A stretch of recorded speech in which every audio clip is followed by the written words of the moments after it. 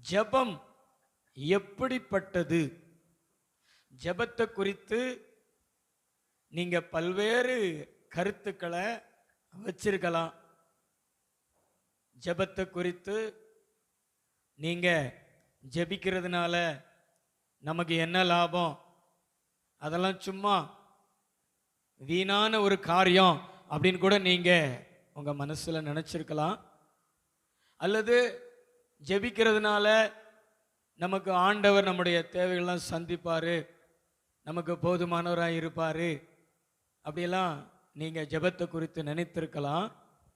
ஆனால் ஆவியானவர் வேத வசனத்தின் மூலமாக இந்த பிரேயர் எப்படிப்பட்டது என்பது குறித்து நம்முடைய மனதில் ஒரு தெளிவை கொடுத்து இன்னும் அதிகமாய் தேவனுடைய சமூகத்தில் நாம் ஜெபிப்பதற்கு நமக்கு தூண்டுதலாக கர்த்தருடைய வார்த்தை நமக்கு கொடுக்கப்படுகிறது.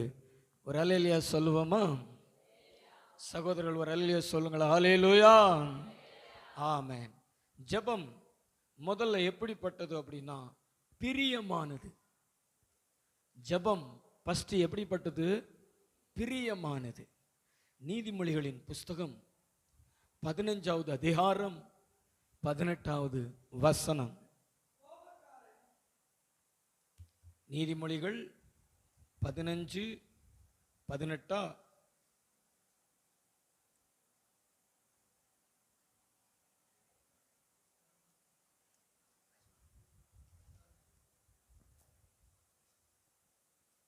அவருக்கு பிரியம் அப்படின்னு இருக்குதா?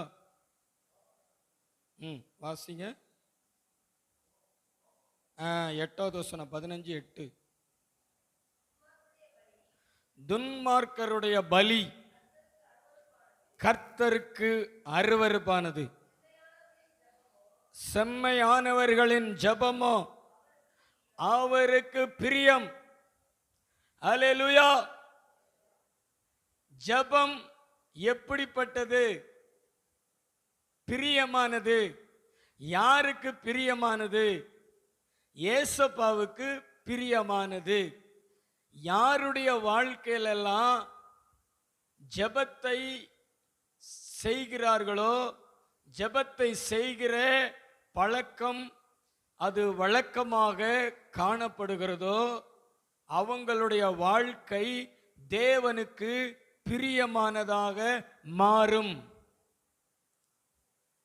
நிறைய பேர் நினைக்கிறாங்க ஜெபம் நமக்கு தேவை இருந்தா தான் நம்ம செய்யணும், நமக்கு எந்த தேவையுமே இல்லையே அதனால நம்ம ஜெபிக்க வேண்டியதில்லை அப்படின்னு யோசிக்கிறாங்க, நினைக்கிறாங்க. ஆனால் ஜெபம் என்பது வெறும் தேவைக்காக பண்ணுகிறது கிடையாது. தேவைக்காகவும் பண்ணணும். ஆனால் ஜெபம் என்பது நம்ம எதற்காக செய்யப்பட வேண்டும் என்றால், வேதம் சொல்லுகிறது அது நம்மளை தேவனுக்கு பிரியமானவர்களாக மாற்றிக்கிட்டே இருக்கும். பக்கத்துங்களை பார்த்து சொல்லுங்களேன், ஜெபம் நீங்கள் செய்ய செய்ய அது உங்களை தேவனுக்கு பிரியமானவர்களாக மாற்றிக்கிட்டே இருக்கும். கைத்தட்டி ஆண்டவருக்கு நன்றி சொல்லலாமா? நல்ல 2 கைகளை தட்டி. ஆமாம். நீங்கள் தேவனுக்கு பிரியமானவர்களாக மாறணும்னா நீங்கள் ஜெபம் பண்ணிக்கிட்டே இருங்க. வேதாகமத்தில் ஆதாமுக்கு 7ஆம் தலைமுறை ஏனோக்கு, அவனுடைய வாழ்க்கையில் கிட்டத்தட்ட 300 வருஷம் விசுவாசத்தினால ஜெபம் பண்ணினார். அவரை குறித்து எபிரேயர் நிருபத்தில் சொல்லப்பட்டிருக்கிறது, அவர் உயிரோடு எடுத்துக்கொள்ளப்படுவதற்கு முன்பாகவே தேவனுக்கு பிரியமானவர் என்று சாட்சி பெற்றார். எப்படிப்பட்ட சாட்சி சொல்லுங்களேன்? தேவனுக்கு பிரியமானவர் என்று. அவர் காணப்படாமல் போனார், அவர் எடுத்துக்கொள்ளப்பட்டார். நான் சொல்றேன், கடவுளுக்கு பிரியமானவர்கள் தான் பரலோகத்துக்கு போக முடியும். கடவுளுக்கு பிரியமானவர்களை தான் ஆண்டவர் எடுத்துக்கொள்ளுவார். இந்த பூமியில் நம்ம மனுஷரை பிரியப்படுத்துகிறதுனால நமக்கு எந்த லாபமும் கிடைக்காது. ஆனால் நிறைய பேர் பார்த்தீங்கன்னா மனுஷரை பிரியப்படுத்துறதுல அதெல்லாம் தங்களுடைய எண்ணங்களை வச்சிருக்கிறாங்க, தங்களுடைய கிரியைகளை வெளிப்படுத்துகிறாங்க. மனுஷர்கள் நம்மளை பிரியப்படுத்துகிறாங்களோ, நம்ம மனுஷரை பிரியப்படுத்துகிறாங்களோ, அதெல்லாம் நமக்கு பிரச்சனை கிடையாது. மனுஷர்கள் நம்மளை பிரியப்படுத்தினாலும் நம்ம மனுஷர்களை பிரியப்படுத்தினாலும் அதனால நமக்கு எந்த லாபமும் வரப்போகிறது கிடையாது. ஆனால் வேதாகமம் சொல்லுகிறது, நாம் இந்த பூமியில் வாழும் பொழுது தேவனுக்கு பிரியமுள்ளவர்களாய் மாறணும், தேவனை பிரியப்படுத்துகிறவர்களாய் இருக்கணும். அப்படி தேவனை பிரியப்படுத்துகிறவர்களாய் இருக்கும் பொழுது கர்த்தர் நம்மளை அவர் வருகையில் எடுத்துக்கொள்ளுவார். ஆமென். கைகளை தலையிலே சொல்லுவோம், ஹல்லேலூயா. தேவனுக்கு பிரியமானவர்களாக அவங்கள மாற்றிக்கிட்டே இருக்கும். ஜெபிக்கிறவங்கள, தானியேலை கூட தேவதூதன் பதிலை கொண்டு வரும் பொழுது ஒரு வார்த்தை சொல்லி அழைக்கிறாரு, பிரியமானவனே அப்படி சொல்லி. அப்ப நம்மளை ஜெபம் எந்த அளவுக்கு தேவனை பிரியமுள்ளவங்களா மாத்துது பாருங்களேன். ஏன்னா இதை நிறைய பேர் செய்ய முடியாது. இதை செய்யணும்னா விசுவாசம் வேணும், இதை செய்யணும்னா அர்ப்பணிப்பு வேணும், இதை செய்யணும்னா தியாகங்களையும் நம்ம செய்ய வேண்டியது இருக்கும். ஆமென், அல்லேலூயா. ஆனால் இதையெல்லாம் நீங்கள் மீறி இந்த ஜெபத்தை நீங்கள் சரியாக செய்து கொண்டே இருப்பீங்கன்னா நிச்சயமாக சொல்கிறேன், ஆண்டவர் உங்களுக்கு பிரியமானவராக இருப்பார். நீங்களும் ஆண்டவருக்கு பிரியமானவங்களா மாறிடுவீங்க. உங்கள் ஜெபங்களுக்கு பதில் கிடைக்கும். நீங்கள் ஆண்டவருடைய வருகையில் எடுத்துக்கொள்ளப்படுவதற்கு 100% உங்களுக்கு வாய்ப்பு இருக்கிறது. ஆமென். பக்கத்தில் பார்த்து சொல்லுங்களேன், ஜெபம் பண்ணி தேவனுக்கு பிரியமானவங்களா மாறுங்க. பிஸியான வாழ்க்கையில் ஒரே பிஸி பிஸி பிஸி பிஸியான வாழ்க்கை தானே. உங்களுக்கு நிறைய வேலைகள், ஒரே பிஸி. இந்த பிஸியான வாழ்க்கையில் ஆண்டவர் மேலே கொஞ்சம் பசியாக இருந்தீங்கன்னா ஆண்டவருக்கு பிரியமானவங்களாம் என்ன செய்வீங்க? மாறுவீங்க. மாற்றிடும் உங்களை, உங்கள் லைஃப்பை மாற்றிடும். ஆமென். கைகள் ஒரு தலையில் சொல்லுமா, ஹல்லேலூயா. ரெண்டாவது ஒரு காரியத்தை வாசிங்களேன். யாக்கோபு நிருபம் 5வது அதிகாரம் 16வது வசனம். நீங்கள் சொஸ்தமடையும்படிக்கு உங்கள் குற்றங்களை ஒருவருக்கொருவர் அறிக்கையிட்டு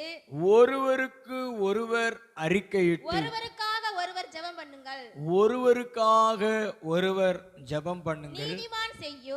நீதிமான் செய்யும் ஊக்கமான வேண்டுதல் மிகவும் பலனுள்ளதாக இருக்கிறது. எலியா என்பவன் நம்மை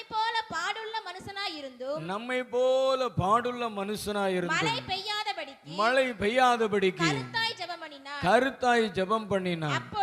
அப்பொழுது 3 வருஷமும் 6 மாசமும் பூமியின் மேல் மழை பெய்யவில்லை. மறுபடியும் ஜெபம் பண்ணினான். அப்பொழுது வானம் மழையை பொழிந்தது, பூமி தன் பலனை தந்தது. ஜெபம் சிஸ்டர், ஜெபம் அரசாங்கம் செய்ய முடியாததை செய்யும். ஜெபம் விஞ்ஞானிகள் செய்ய முடியாததை செய்யும். ஜெபம் என்ன செய்யும்? ஜெபம் என்ன செய்யும்? விசுவாசம் உள்ள ஜெபம் பிணியாளிய ரட்சிக்கும். அது எந்த பிணியா இருக்கட்டும், எந்த நோயா இருக்கட்டும். ஒருவன் வியாதிப்பட்டால் சபை மூப்பர்களை வரவழைப்பானாக, அவர்கள் கர்த்தருடைய நாமத்தினால எண்ணெய் பூசி ஜெபிப்பார்கள். விசுவாசம் உள்ள ஜெபம் பிணியாளி ரட்சிக்கும். கர்த்தர் அவனை எழுப்புவாரு. சாக பொழைக்க கடந்தாலும் சாகிறதுக்கு ஏதுவான ஒரு பிணி, ஒரு வியாதி அவனை தாக்கி இருந்தாலும் ஜெபத்தினால அவனை எழுப்பிடலாம். அல்லேலூயா. அதே ஜெபத்தினால இயற்கையை நம்ம ஆளுகை செய்ய முடியும், அதிகாரம் செலுத்த முடியும். எலியா என்பவன் நம்மள மாதிரி பாடுள்ள மனுஷன்தான். பாடுள்ள மனுஷன்னா சாதாரணமான மனுஷன்தான். நம்மள மாதிரி நமக்கு எத்தனை பாடுகள் இருக்கிறது, அது மாதிரி தான் எலியா தீர்க்கதரிசிக்கும் பாடுகள் இருந்தது. உணவுக்காக, உடைக்காக, இருப்பிடத்துக்காக, அதனுடைய தேவைகளுக்காக, அப்படிப்பட்ட காரியங்களை குறித்து ஒரு பாடு இருந்தது. ரெண்டாவது, எசபேல் அப்படிங்கிற அந்த ராணியின் மூலமா பிரச்சனை இருந்துச்சு. அவரு பாதுகாப்பான இடங்கள்ல ஒளிந்திருக்க வேண்டியது இருந்துச்சு. பாதுகாப்பை குறித்து போராட்டம், பிரச்சனை இருந்தது. ஆனா இப்படியெல்லாம் இருந்தாலும் அந்த எலியா தீர்க்கதரிசி ஒரு நீதிமானா இருந்தாரு. நீதிமானா இருந்து ஜெபம் பண்ணாரு. அந்த தேசத்துல மழை பெய்யாதபடிக்கு ஜெபம் பண்ணாரு. மழை பெய்யல. 3 வருஷம் 6 மாசம் மழை பெய்யல. மறுபடியும் ஜெபம் பண்ணாரு. மழை பொழிந்தது. ஒரு சின்ன உள்ளங்கை மேகம் எழும்பி ஒரு பெரிய மழையை கொண்டு வந்தது. இங்க யாக்கோபு சொல்றாரு, நீதிமான் செய்யும் ஊக்கமான வேண்டுதல் வலிமையானதுன்னு சொல்றாரு. ஆமென். நீங்க ஜெபத்தை ஜெபிச்சு பாருங்களேன், அது ரொம்ப வலிமையானது, ரொம்ப ஸ்ட்ராங்கானது. வானத்தை கூட அதிகாரம் செலுத்த வைக்கும் இந்த ஜெபம். வியாதியை கூட, பிணியாளியை கூட எழுப்பி நடக்க வைக்கக்கூடியது இந்த ஜெபம். அல்லேலூயா. வலிமையானது ஜெபம். எப்படிப்பட்டது? வலிமையானது, பவர்ஃபுல். ஆங்கிலத்தில் சொல்லப்பட்டிருக்கு. என்னது? பவர்ஃபுல். இந்த மின்சாரம் எப்படி இருக்கு? மின்சாரத்தினுடைய தன்மை என்ன சொல்லுங்களேன். அதுக்கு பேரே பவர். நம்ம ஊர்ல தான் கரண்ட்னு சொல்றாங்க, ஆனா சென்னையில எல்லாம் பவர்னு தான் சொல்லுவாங்க. மின்சாரத்தை எப்படி சொல்லுவாங்க? பவர். பவர்னா என்னது? வலிமையானது. தொட்ட உடனே அப்படி தூக்கி அடிச்சிடும், அதான் பவர். இங்கே அதுக்கு ஒப்பனையான ஒரு வார்த்தை தான் சொல்லப்பட்டிருக்கிறது. நீதிமான் செய்யும் ஊக்கமான வேண்டுதல் எப்படிப்பட்டதா இருக்கிறது? பவர்ஃபுல்லா இருக்குது. பக்கத்துல பார்த்து சொல்லுங்களேன், உங்களுடைய ஜெபம் சாதாரணமானது நினைக்காதீங்க, பவர்ஃபுல்லானது. நீதிமானின் ஜெபம். நீதிமான் யாரு? நீதிமான் யாரு? எலியா தீர்க்கதரிசி மாதிரி வைராக்கியமா கர்த்தருக்காக நிக்கிறவங்க. பாகாலையும் விக்கிரகங்களையும் வழிபடாம கர்த்தர் தான் தெய்வம் அப்படின்னு கர்த்தர் மேல விசுவாசம் வச்சு நிக்காங்க பார்த்தீங்களா? அவங்க தான் யாரு? நீதிமான். இந்த 2 நினைவுகளோட குந்தி குந்தி நடக்கிறாங்க பார்த்தீங்களா? 6 மாசம் வீடு, 6 மாசம் காடு. அது மாதிரி ஞாயிற்றுக்கிழமை சர்ச்சு ஆராதனை அப்படின்ட்டு வருவாங்க. வெளியே போயிட்டா விக்கிரக ஆராதனை பண்ணுவாங்க. உலகத்தோடு உறவுகளோடு உருண்டு பிறண்டு கிடப்பாங்க. இது நீதிமான் கிடையாது.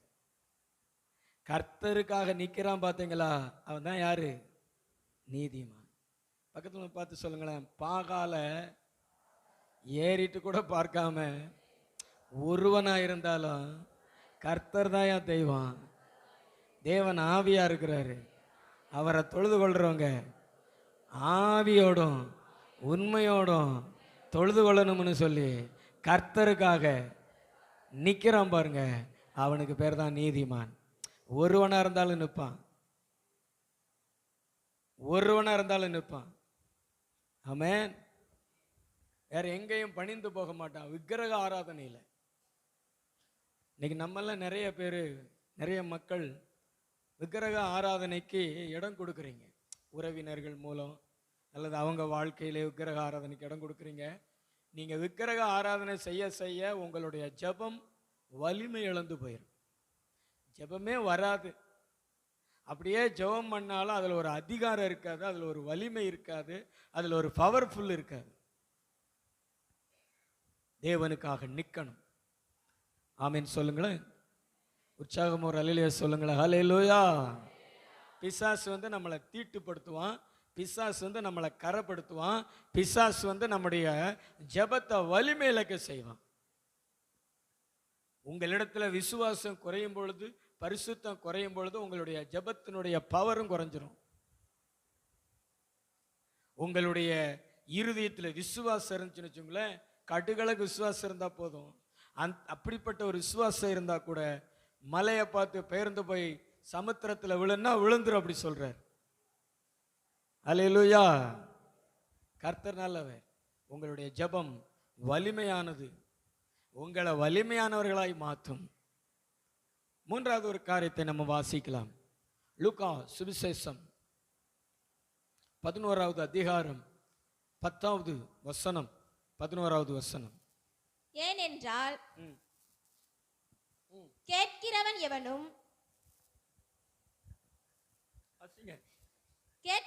எவனும் பெற்றுக்கொள்கிறான், தேடுகிறவன் கண்டடைகிறான், தட்டுகிறவனுக்கு திறக்கப்படும். உங்களில் தகப்பனாய் இருக்கிற ஒருவனிடத்தில் மகன் அப்பம் கேட்டால் அவனுக்கு கல்லை கொடுப்பானோ? மீனை கேட்டால் மீனுக்கு பதிலாக பாம்பை கொடுப்பானோ? அல்லது முட்டையை கேட்டால் அவனுக்கு தேளை கொடுப்பானோ? பொல்லாதவர்களாகிய நீங்கள் உங்கள் பிள்ளைகளுக்கு நல்ல ஈவுகளை கொடுக்க அறிந்திருக்கும் போது பரம பிதாவானவர் தம்மிடத்தில் வேண்டிக் கொள்கிறவர்களுக்கு பரிசுத்த ஆவியை கொடுப்பது அதிக நிச்சயம் அல்லவா என்றார். ஆமென். யார் இடத்துல கேட்ட உடனே கிடைக்கும்? சொல்லுங்களேன், சொல்லுங்களேன். யார் இடத்துல கேட்ட உடனே கிடைக்கும்? சத்தமா சொல்லுங்க. அப்பா. சத்தமா சொல்லுங்களேன். அப்பான்னு இன்னும் சத்தமா சொல்லுங்களேன். ஆமாம். இந்த பிள்ளைகள்லாம் அப்பாவின் இடத்துல கேட்கும்போது பார்த்தீங்கன்னா முதல் நாள்லாம் கேட்க மாட்டாங்க. ஸ்கூலுக்கு போகிறதுக்கு சில மணி நேரங்கள் அல்லது அரை மணி நேரம், 1/4 மணி நேரம் இருக்கும் பொழுது தான் அவங்க கேட்பாங்க. எப்பா எனக்கு ஒரு பேப்பர் வேணும், எப்பா எனக்கு ஒரு பேனா வேணும், எப்பா எனக்கு ஒரு டிப் பென்சில் வேணும் அப்படின்னு கேட்பாங்க. என் மகள் ஜாய் பிளஸி அப்படித்தான். முதல் நாள்லாம் விட்டுருவா. காலையில் அது ஜோயில் கொண்டு போய் பஸ் ஸ்டாப்பில் விடும்போது எனக்கு பேப்பர் வேணும், எனக்கு டிப் பென்சில் வேணும் அப்படின்னு கேட்பா. நானும் அவனை விட்டுட்டு இந்த பாக்கெட்டில் அந்த பென்சிலு கேட்டதெல்லாம் வாங்கிட்டு வருவேன். கேட்ட உடனே கிடைக்குது.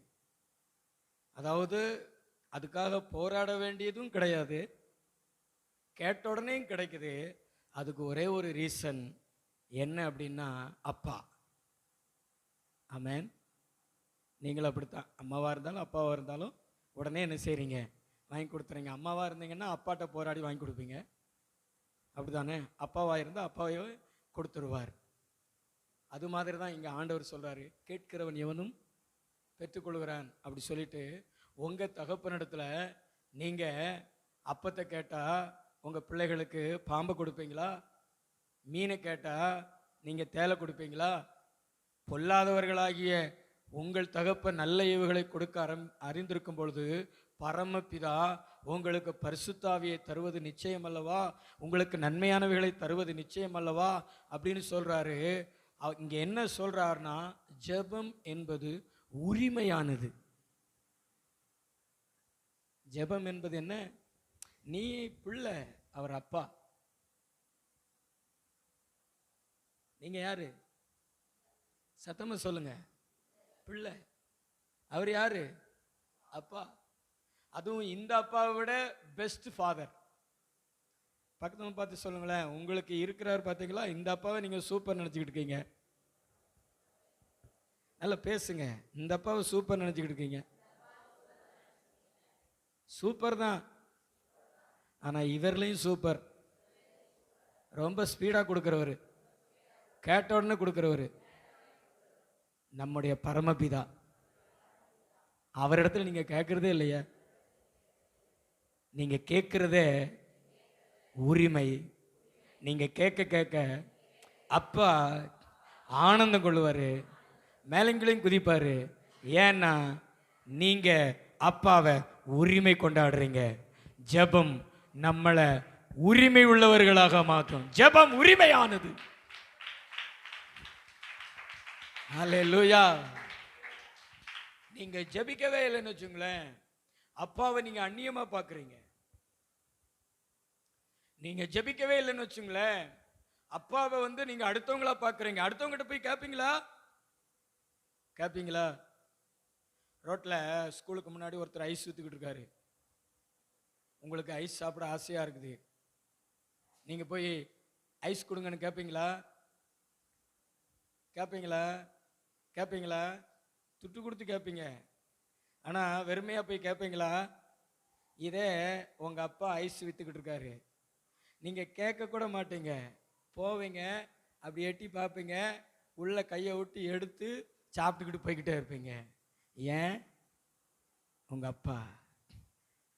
அதாவது கேட்கறது உரிமையானது. உரிமையான ஒரு இடத்துல தான் கேட்போம். நீங்க ஜெபம் பண்றீங்கன்னா, நீங்க ஆண்டவருடைய நாமத்தினால ஜெபிச்சுக்கிட்டே இருக்கிறீங்கன்னா, ஜெபிச்சு ஜெபிச்சு ஆசீர்வாதத்தை எடுக்கிறீங்கன்னா, வேதம் சொல்லுகிறது நீங்க ஆண்டவரை அடுத்த ஆட்களை பார்க்கல, நீங்க அவரை அப்பான்னு உரிமை கொண்டாடுறீங்க. அல்லேலூயா, அல்லேலூயா.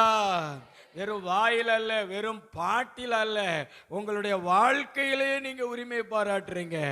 நிச்சயமாக இந்த அப்பா உங்களுடைய ஜெபத்தை பார்த்து ஆனந்தப்படுவாரு, சந்தோஷப்படுவாரு. ஒரு நாளும் உங்க ஜெபத்தை குறித்து அவர் வருத்தம் கொள்ள மாட்டாரு. உங்க ஜெபத்தை பார்த்து முகத்தை திருப்ப மாட்டாரு. ஆண்டவருடைய வார்த்தை சொல்லுகிறது, தம்மை பற்றி உத்தம இருதயத்தோடு இருக்கிறவர்களுக்கு தம்முடைய வல்லமையை விளங்க பண்ணும்படி கர்த்தருடைய கண்கள் பூமி எங்கும் உலாவி கொண்டிருக்கிறது. என்னுடைய மகள் எப்பொழுது என்னிடத்தில் கேட்பாள், என்னுடைய மகன் எப்பொழுது என்னிடத்தில் கேட்பார் என்று சொல்லி கர்த்தருடைய கண்கள் உலாவி கொண்டிருக்கும் பொழுது, அதுவும் எப்பொழுதுன்னா உனக்கு ஒரு தேவை இருக்கும் பொழுது, உனக்கு ஒரு கஷ்டம் இருக்கும் பொழுது, உனக்கு ஒரு பாடு இருக்கும் பொழுது, உனக்கு ஒரு வியாதி இருக்கும் பொழுது, அந்த கஷ்டமான சூழ்நிலையில் நீ ஜெபிக்க மாட்டியா? உன்னுடைய ஜெபத்துக்கு நான் பதில் கொடுக்கணுமே, என் பிள்ளைக்கு நான் பதில் கொடுக்கணுமே, என்னுடைய பிள்ளை என்று அவள் ஜெபத்தின் மூலமா விளங்க பண்ண மாட்டாளா என்று சொல்லி ஆண்டவர் எதிர்பார்த்து கொண்டே இருக்கிறார். ஆமென். நம்ம தான் ஜெபிக்காம போயிடும். நீங்க ஜெபிக்காம போயிட்டீங்கன்னா அப்பாவை ஏமாத்திடுறீங்கன்னு அர்த்தம். என் பிள்ளை கேட்கும், நான் கொடுக்கணும் அப்படி நினைச்சுக்கிட்டு இருப்பாரு. நீங்க ஜெபிக்காம போயிட்டீங்கன்னு வச்சுங்களேன், அவரை ஏமாத்திடுறீங்க. நீங்க வேற யார்கிட்டையும் போய் கேட்டு நீங்க ஏமாந்து போயிடுறீங்க. கேட்கிறவர்கிட்ட கொடுக்கணும். கேட்கிறவர்கிட்ட, அதாவது கொடுக்கிற இடத்துல கேட்கணும். ஆமென். ஜெபத்தை அதிகப்படுத்துங்க. நம்ம வாழ்க்கையில ஜெபம் இல்லாமல் இருக்கக்கூடாது. காலையில் எழுந்திரிச்சு ஜெபம் பண்ணுங்க, நேரம் கிடைக்கும் பொழுது ஜெபம் பண்ணுங்க. ஜெபம் நம்ம வாழ்க்கையில வழக்கமாகவும் மாறணும், பழக்கமாகவும் மாறணும். ஆமென். ஜெபம் எப்படி மாற வேண்டும் சொல்லுங்களேன். வழக்கமாகவும் மாறணும், பழக்கமாகவும் மாறணும். வழக்கம்னா என்னது? நம்ம ரெகுலராக செய்யணும், செஞ்சு தான் ஆகணும். நம்ம வழக்கமாக என்ன செய்வோம்? காலையில் எழுந்திரிச்சோன்னே பல்லு விளக்குவோம், அப்படி தானே? பல்லு விளக்குவோம், வழக்கம். சாப்பிடுவோம், வழக்கம். இது நமக்கு பழக்கமாயிரும். ஆட்டோமேட்டிக்காக அதிகாலையில் எழுந்திரிச்சோன்னே நேராக ப்ரஷ்ஷுக்கு போகும், கை கோல்கட்டை தேடும், பல்லு விளக்க சொல்லுவோம், அப்படி தானே?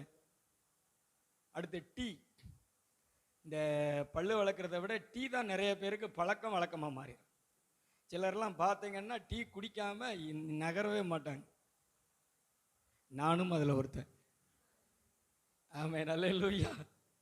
என்னுடைய மனைவி இடத்துல எதிர்பார்த்துக்கிட்டே இருப்பேன். தூங்கிட்டு இருந்தாலும் எழுப்பி கொடுப்பேன், டீ போட்டு கொடு, டீ போட்டு கொடுங்க. ஏன்னா அது பழக்கம் எப்படி மாறிடுச்சு? வழக்கமாக மாறிடுச்சு. அது மாதிரி தான் நம்ம வாழ்க்கையில் ஜெபம் இருக்கணும். எப்பயாவது ஒரு தடவை செய்யக்கூடாது. நீங்கள் எப்பயாவது ஒரு தடவை பல்லு வளர்க்கினா எப்படி இருக்கும்? டீச்சர் மயக்கம் போட்டு விழுந்துரும். அல்லேலூயா. ஒரு நாளைக்கு பல்லு விளக்காம யார்கிட்டயாவது பேசி பாருங்களேன், அவங்க நம்மகிட்ட சொல்ல மாட்டாங்க, வாய பொத்திக்கிட்டு இருப்பாங்க, நம்மகிட்ட பேசுகிறத தவிர்ப்பாங்க. ஏன்னா நம்ம வாய் கப்படிக்குன்னு அர்த்தம். அல்லேலூயா. ஒரு நாள் குளிக்காமல் இருந்து பாருங்களேன், நமக்கே நம்மளை பிடிக்காது. 2 நாளைக்கு குளிக்காமல் இருந்து பாருங்களேன், நம்மளை நாம வெறுத்துருவோம். அப்படித்தானே? குளிச்சாத்தானே ஒரு பிரஸ்னஸ் கிடைக்குது. ஆமென். குளிச்சா மற்றவங்களுக்கு முன்னாடி நீங்கள் பிரஸ்ஸாக தெரியுவீங்க, உங்களுக்குமே. ஏன்னா அதாவது நம்முடைய நரம்புகள், நம்முடைய எலும்புகள், நம்முடைய தசைகள் எல்லாமே ஒரு புத்துணர்வு பெறும். அதனால தான் ஒரு பிரஸ்னஸ் கிடைக்கும். அதனால தான் நிறைய பேர் அதை பழக்கமாக மாற்றி வழக்கமாக மாற்றிடுறாங்க. வேதம் சொல்லுகிறதுங்க, நம்முடைய உள்ளான மனுஷன் ஆண்டவருக்குள்ள புது பலன் அடைந்தவனாக இருக்கணும். தானியேல் மாதிரி பழக்கமாகவும் இருக்கணும், வழக்கமாகவும் என்ன செய்யணும், மாற்றிடணும். நல்லா ஜெபம் பண்ணுங்க. பக்கத்தில் உங்களை பார்த்து நல்லா ஜெபம் பண்ணுங்க. நேரம் கிடைக்கும் பொழுதெல்லாம் ஜெபம் பண்ணுங்க. உங்க ஜெபம் அப்பாவுக்கு உங்களை பிள்ளை பிள்ளை பிள்ளை என்று விளங்க பண்ணிக்கிட்டே இருக்கும். ஆசீர்வாதம் ஜெபத்துக்கு பதில் பரலோகத்திலேருந்து வந்துக்கிட்டே இருக்கும். நல்லா கைத்தட்டி ஆண்டவருக்கு நன்றி சொல்லுங்களேன். ஆமென். அப்பா நானும் மது பிள்ளை, ஒரு நாளும் அவமானம் அடைவதில்லை. அப்பா நானும் மது பிள்ளை, ஒரு நாளும்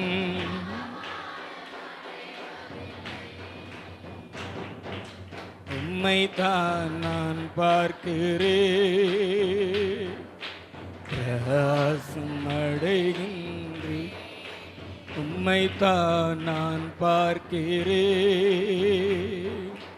பிரகாசம் அடைகின்றேன். சொல்லுங்களேன் வாய் திறந்து.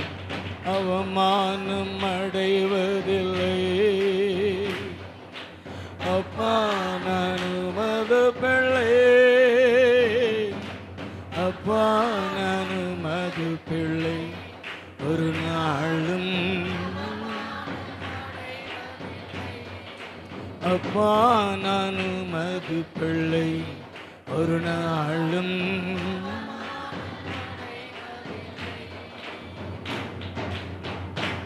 அந்நியர் இடத்துல ஒரு காரியத்தை நீங்க கேட்குறீங்க, அவங்க இல்லைன்னு சொல்லிடுவாங்க, உங்களுக்கு அவமானம் வந்துடும்.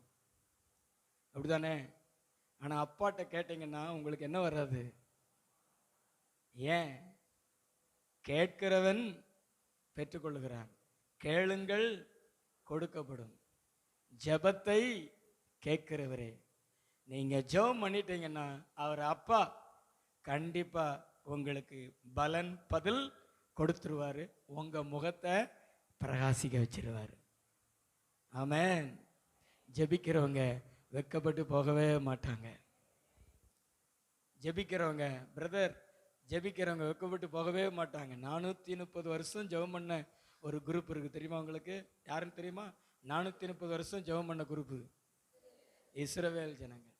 அதுவும் நல்லா இருக்கையில் ஜெபம் பண்ணல, அடி மிதி உபத்திரவம், சோறு சரியா கிடையாது, சம்பளம் கிடையாது, கடினமான வேலை. ஆனால் அந்த சூழ்நிலையிலையும் பெருமூச்சு விட்டு ஜெபம் பண்ணிச்சு ஒரு குரூப்பு. நீங்கள் கண்ணீரோடு விதைக்கிறீங்கன்னா கண்டிப்பாக கம்பீரத்தோடு பலனாக இருப்பீங்க. விதைக்கும் பொழுது கண்ணீர் இருக்கும், அறுக்கும்போது ஆனந்தம் இருக்கும். ஆமென். ஏன்னா அவர் நமக்கு அப்பா. நான் 100 தடவை சொல்கிறேன் அப்பா அப்பான்னு, நீங்கள் ஒரு சந்தோஷமாக கைத்தட்டி ஆண்டவரை அப்பான்னு சொல்ல மாட்டேங்கிறீங்க. ஆமென். நீங்கள் 1000 ஆண்டவரை குறித்து மகிமையான வார்த்தைகளை சொல்கிறத விட, ஆண்டவருக்கு அப்படிப்பட்ட வார்த்தைகள் சந்தோஷம் தருகிறத விட, அப்பான்னு நீங்கள் சொல்கிற ஒரு வார்த்தை ஆனந்தத்தை தரும் அவருக்கு. ஆமென். நீங்கள் எவ்வளவு நல்ல வார்த்தைனாலும் சொல்லி பாருங்களேன், பேரொழியே, ஆறுதலின் தேவனே, சமாதான பிரபுவே, அப்படியெல்லாம் சொல்லுங்களேன். ஆனால் இத்தனைக்கு முன்னாடி அப்பா அப்படின்னு சொல்லுங்களேன், அது அவருக்கு ஆனந்தத்தை தரும். ஏன்னா அது உரிமை. ஆமென். ஜெபம் நம்மளை உரிமையுள்ளவர்களாக்கும். ஜெபம் உரிமையானது. முதல்ல நான் சொன்னேன் பிரியமானது, இரண்டாவது வலிமையானது, மூணாவது உரிமையானது, நாலாவது அருமையானது. ஜெபம் அருமையானது. அருமையானது அப்படின்னா கிரேட், பெரிய அப்படி சொல்லுவாங்கல்ல, அதுதான் அருமையானது. வாசிங்களேன் சங்கீதம் 36:7. தேவனே தேவனே உம்முடைய கிருபை எவ்வளவு அருமையானது, உம்முடைய கிருபை எவ்வளவு அருமையானது. அதனால் மனுபுத்திரர் மனுபுத்திரர் உமது செட்டைகளின் நிழலிலே வந்து அடைகிறார்கள். உம்முடைய செட்டைகளின் நிழலிலே வந்து அடைகிறார்கள். தேவனே உம்முடைய கிருபை எவ்வளவு அருமையானது. பக்கத்துல பார்த்து சொல்லுங்களேன், தேவனுடைய கிருபை அருமையானது. மனுஷர்கள் அவருடைய செட்டைகளின் நிழலிலே வந்தடைகிறார்கள். கரங்களை தட்டி ஆண்டவருக்கு நாம் நன்றி சொல்லுவோமா? அதாவது இந்த கிருபை மனுஷர்கள் செட்டைகளின் நிழலிலே வருகிறது. இதுக்கு முன்னாடி ஒரு வார்த்தை இருக்கணும். அது என்னது அப்படின்னா 65வது சங்கீதத்துல 2வது வசனம் வாசிங்களேன். ஜெபத்தை கேட்கிறவரே மாம்சமான யாவரும் இடத்துல வருவார்கள். அதாவது ஜெபம், நான் சொல்றது நல்லா கவனிங்க, ஜெபம் தேவனுடைய கிருபை, மனுஷர்கள் அவரிடத்துல வருகிறார்கள். இதுக்கு இடையில பார்த்தீங்கன்னா அருமையானது. இந்த ஜெபம் தேவனுடைய கிருபையை நம்முடைய வாழ்க்கையில கொண்டு வரக்கூடிய அருமையானது. பக்கத்துங்களை பார்த்து சொல்லுங்களேன், ஜெபம் உங்க வாழ்க்கையில தேவனுடைய கிருபையை கொண்டு வரக்கூடிய அருமையானது. அந்த அருமையானதுனால ஜனங்கள், மனிதர்கள் ஆண்டவரிடத்துல ஓடி வருகிறார்கள். கைகளை தட்டி ஆண்டவருக்கு நாம் நன்றி சொல்லுவோமா? நல்ல 2 கைகளை தட்டி ஆண்டவருக்கு நாம் நன்றி சொல்லுவோம். ஹல்லேலூயா. இந்த ஜெபம் நம்மளை அருமையானவைகளாக மாற்றும், அருமையானவர்களாக மாற்றும். தேவனுக்கு முன்னாடி நம்மளை அருமையானவர்களாக மாற்றும். அதாவது தேவன் நமக்கு கிருபையை கொடுக்கும்படியாக மாம்சமான ஜனங்கள் நாம் ஆண்டவரிடத்துல வரும்படி, மற்ற ஜனங்கள் ஆண்டவரிடத்துல வரும்படிக்கு இந்த ஜெபம் அருமையானதாக காணப்படுகிறது. ஆமென், அல்லேலூயா. இன்னொரு இடத்துல கூட இந்த அருமையானதை குறித்து ஆண்டவர் ஒரு வார்த்தை சொல்லியிருக்கிறார் பாருங்களேன். ஏசாயா தீர்க்கதரிசன புஸ்தகம் 43வது அதிகாரம் 4வது வசனம். நீ என் பார்வைக்கு அருமையானபடினால் கனம் பெற்றாய். சிஸ்டர், நீங்க ஜெபம் பண்ணீங்கன்னா நீங்க தேவனுக்கு எப்படி மாறிடுவீங்க? சத்தமா சொல்லுங்க, அருமையானவர்களாய் மாறிடுவீங்க. பக்கத்துங்களை பார்த்து சொல்லுங்களேன், நீங்க ஜெபம் பண்ணீங்கன்னா தேவனுடைய பார்வையில அருமையானவர்களா, பெரியவர்களா, மகிமையானவர்களா மாறிடுவீங்க. அருமையானவர்களாய் மாறிட்டீங்கன்னா உங்களுக்கு ஆண்டவரிடத்துல இருந்து கனம் வரும், ஜனம் வரும், பணம் வரும். அதாவது மேன்மை வரும், கனம் வரும், உயர்வு வரும். ஆண்டவர் தன்னுடைய கனத்தை யாருக்கு கொடுப்பார் அப்படின்னா, அவருடைய பார்வைக்கு யார் அருமையானவர்களோ அவர்களுக்கு தான் ஆண்டவர் அந்த கனத்தை கொடுக்கிறாரு. கரங்களை தட்டி நம்ம தேவனை மகிமைப்படுத்துவோமாம். அல்லேலூயா. நல்ல 2 கைகளை தட்டி தேவனுக்கு மகிமையை செலுத்துவோம். கனமும் வரும், ஜனமும் வரும். இது 2 வந்துட்டாலே என்ன வந்துடும் சொல்லுங்க? பணமும் வந்துடும். மேன்மை ஆண்டவர் உங்களுக்கு தருவார். கனம்னா மேன்மை. முருதக்காய்க்கு ஆண்டவர் மேன்மை கொடுத்தார். முருதக்காய் தெரியுமா? முருதக்காய் யாரு? முருதக்காய் யாரு சொல்லுங்களேன். முருதக்காய்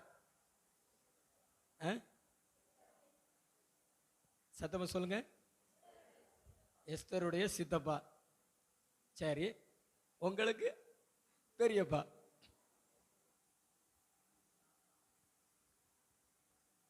முருதக்காய் யாருன்னா எப்படி நீங்க அடையாளம் சொல்லணும்? முருதக்காய் சூசான் அரண்மனையில வாயில் காவலாளியா உட்கார்ந்திருந்தவர். ஆனா தேவனால உயர்த்தப்பட்டு ராஜாவுக்கு 2வது இடத்துல கொண்டு போய் அமர வைக்கப்பட்டவர். தன் ஜனங்களுக்காக பேசுகிறவராக ஒரு உயர்வை பெற்றவர். அதாவது 0ல இருந்து எங்க போயிட்டாரு? 100க்கு போயிட்டாரு. ஒன்று கூட இல்லைங்க. எதில் இருக்கிறாரு? 0. வாட்ச்மேன், அரண்மனைக்கு வெளியே. ஆனால் ராஜாவுக்கு பக்கத்தில் போய் உட்கார்ந்துட்டாரு. இந்த கனத்தை அவருக்கு தேவன் கொடுத்தாரு. காரணம் என்ன தெரியுமா? அவர் தேவனுடைய பார்வைக்கு அருமையானவர். 127 தேசத்தில் வாழ்ந்த அந்த யூத ஜனங்களுக்காக வஸ்திரத்தை கிழித்து கொண்டு சாம்பல்ல கடந்து ஜபிச்சவர். ஆமானுக்கு முன்னாடி சாஷ்டாங்கமா எல்லாரும் விழுந்து பணியணும். ஆனா இந்த முருதக்காய் விழுந்து பணியலை. நான் கடவுளுடைய பிள்ளை, என் தலை ஆண்டவருக்கு மட்டும்தான் வணங்கும், வேற எந்த மனுஷனுக்கும் வணங்காதுன்னு சொல்லிட்டு கர்த்தருக்கு வைராக்கியமா இருந்தவர். கர்த்தர் அவரை கைவிடலை. நீங்க ஆண்டவருக்காக நின்று பாருங்களேன், நீங்க ஆண்டவருடைய பார்வையில ரொம்ப அருமையானவங்களா மாறிடுவீங்க. நம்மெல்லாம் பார்த்தீங்கன்னா மனுஷருடைய பார்வையில தான் அருமையானவங்களாவே மாற விரும்புகிறோம். அப்படித்தானே? அப்படித்தானே? மனுஷன் என்ன நினைப்பான்? ஓ, மனுஷங்க நம்மளை இப்படி கேவலமா நினைக்கிறாங்களே, மனுஷங்க நம்மளை மதிக்கிறதே இல்லையே, மனுஷங்க நம்மளை கண்டுக்கிறதே இல்லையே, அப்படியெல்லாம் நீங்கள் வருத்தப்படுவீங்கள. அப்படிலாம் வருத்தப்படாதீங்க. மனுஷன் நம்மளை கண்டுக்கு இல்லாவிட்டாலும் நமக்கு லாபமும் கிடையாது, நஷ்டமும் கிடையாது. நம்ம யாருடைய பார்வைக்கு அருமையானவங்களா இருக்கணும்? தேவனுடைய பார்வைக்கு. நீங்கள் தேவனுடைய பார்வைக்கு அருமையானவங்களா இருந்தீங்கன்னா கர்த்தர் உங்களை அருமையானவர்களாக, கனத்திற்குரியவங்களா கர்த்தர் மாத்திடுவாரு. அல்லேலூயா. நல்ல 2 கைகளை தட்டி ஆண்டவருக்கு நன்றி சொல்லுங்க. நீங்க உயரணுமா? நீங்க மேன்மை அடையணுமா? நீங்க கனம் பெறணுமா? நீங்க மகிமை அடையணுமா? ஆண்டவர் உங்களை பார்த்து சொல்றாரு, பிரேயர் உங்களை அப்படிப்பட்டதா மாற்றும். கிருபையை கொண்டு வரும், அருமையானதாக உங்களை மாற்றிவிடும். நீ என் பார்வைக்கு அருமையானபடினால் கனம் பெற்றாய். ஆண்டவர் உங்களுக்கு தீர்க்க தரிசனமா சொல்றாரு, மனுஷர்கள் உங்களை புறக்கணிக்கிறார்கள் என்று வருத்தம் கொள்ளாதீங்க. ஆண்டவருடைய பார்வையில நீங்கள் விலையேற பெற்றவர்கள். அதனாலதான் மனுஷர்கள் உங்களை புறக்கணிக்கிறார்கள். சீக்கிரமாக உங்களை தேவன் உயர்த்துவார், உங்களை தேவன் கனப்படுத்துவார். அநேகர் உங்களை கனப்படுத்துகிற அளவுக்கு தேவன் உங்களை கனம் பண்ணுவார். கைகளை தட்டி நம்ம தேவனை மகிமைப்படுத்துவோம். ஹல்லேலூயா. நல்ல 2 கைகளை தட்டி ஆண்டவருக்கு நன்றி சொல்லு.